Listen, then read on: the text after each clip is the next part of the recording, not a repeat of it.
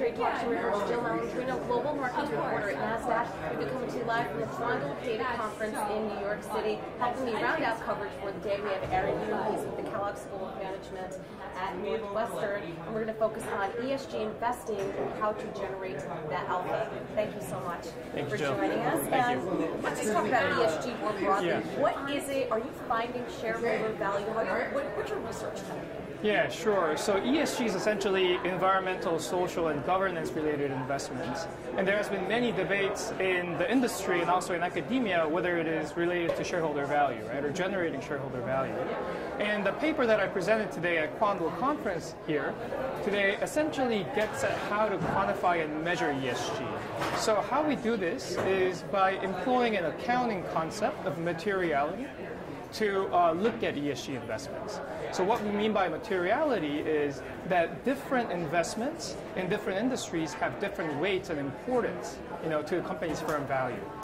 So, can you give us an example of a company? Sure. For example, yeah, for sure. So if you look at an oil and gas company, reducing GHG emissions and investing on reducing GHG or CO2 is more important and core to their industry practice than, for example, looking at employee safety, for example, right? If you look at a transportation company, caring about employee safety, for the driver safety is very important to their core practice versus a bank or a financial company, even though it is important. Right. So we sort of tease that out and highlight those companies that make smarter investments, more relevant investments to their particular industry.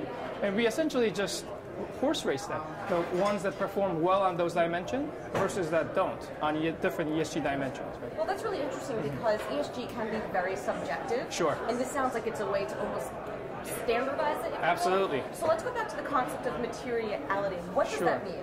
So materiality essentially is saying that for different industries, these ESG investments, so for example, CO2, reduction, LEED certified building, access to capital, all those different dimensions they have different importance across different industries. Okay. Is that sort of a better? So it's a good way to understand that. So, what did you find in the paper? Are ESGs in fact providing shareholder value? Yeah, so that's a very difficult debate to have. But what we show is that when you look at ESG-related investments that companies make and see its association to shareholder value, you actually have to look at this in a lens with materiality.